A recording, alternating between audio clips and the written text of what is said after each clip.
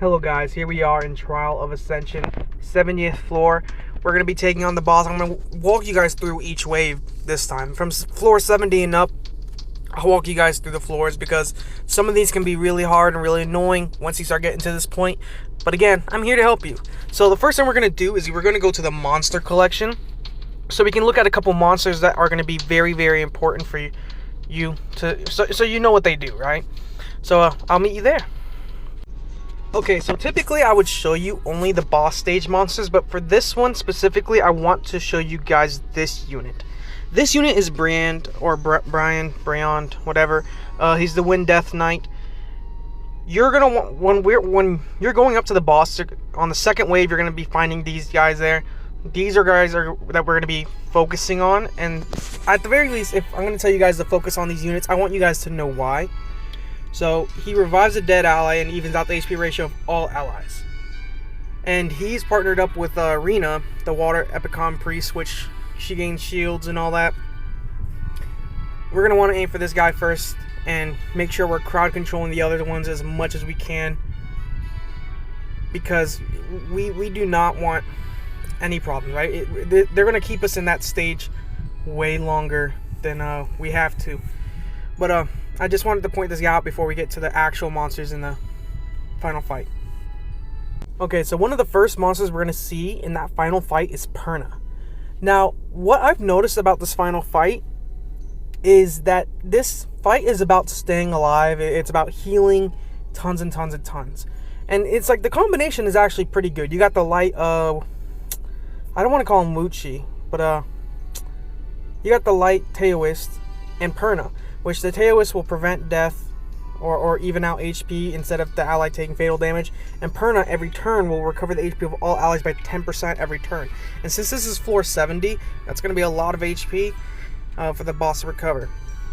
So we might take this guy out, but I got another idea. So let's get on to the next monster. By the way, just real quick, this is not the monster, but that's why I thought Wuchi, because it's... I'm thinking of Huodam, but Wuchi. So Huodam is one of the units that you're going to be seeing there. He's going to be the guy that's going to make this fight a little bit difficult for you. Because his passive is, if an ally receives an attack that should kill them, the death will be prevented and 30% of your max HP will be transferred to the ally. The skill will not activate if your HP is below 30%. So this is kind of a big problem if you're just aiming straight for the boss and you're trying to nuke the boss, because then the boss will be saved last second. And then he will give some of his HP to the boss. And there's going to be two of these guys. So there's going to be a lot of recovery, right?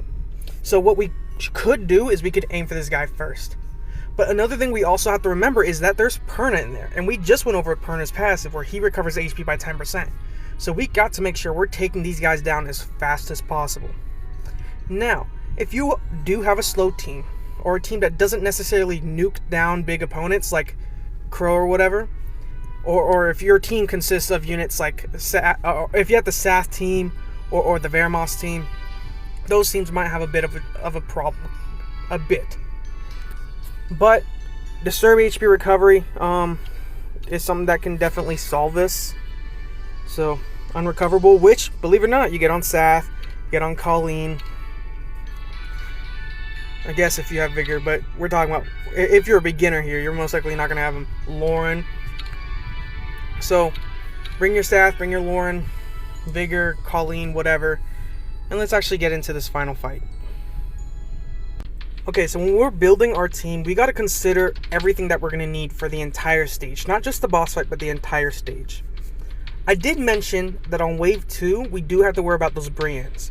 Those Brians or Bryons, whatever, the Wind Death Knights that revive. We need to make sure that they're not taking turns and that they're not reviving their dead allies. Because if we spend forever killing those allies and they just revive them and then heal, and then they also place the buffs, the continuous healing buffs, it's going to take forever to get through that. So Vermos is a good choice. If you have Tyron is also pretty good, but again, you're talking about the Wind Death Knight, so if you have Vermos, I'd go with Vermos. Spectra is also a really good unit to reduce attack bar and slow the enemy. Perfect, right? Now we're gonna bring our Lauren, because Lauren not only has Disturb HP recovery, but she can also reduce the attack bar, preventing units from moving. We're gonna bring our Crow as well. By the way, I could bring Lynn. I'm a little bit.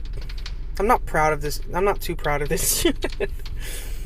I just gave her the light Ezio's, or not Ezio, the Altar runes, because I'm not using Altar this early in this account's life. Let's see. Could bring Rayok for bigger damage, for more turns. We have to bring Thrawn for the healing and immunity. We can bring Lapis. We're gonna bring Lapis. If you, instead of bringing Lapis, if you have Tyrant, bring Tyrant. But I'm gonna bring Lapis for the sake of bringing monsters that everyone potentially has, because I also want to prevent those Pernas from taking a turn. So if Vermos somehow doesn't stun and his attack bar reduction doesn't work, Lapis will also have the attack bar reduction on her third and first skill. So let's go in, go through the waves, and do this. So here on this first wave, we do want to make sure those Dark Vikings, by the way, do not get turns, because they're the same as those Wind Death Knights, that if they get a turn, if they move, they'll revive a dead ally. So what we're going to do is I'm going to show you guys this. We're going to let that guy take his turn. Watch this. Watch the Dark Viking on the left. There you go.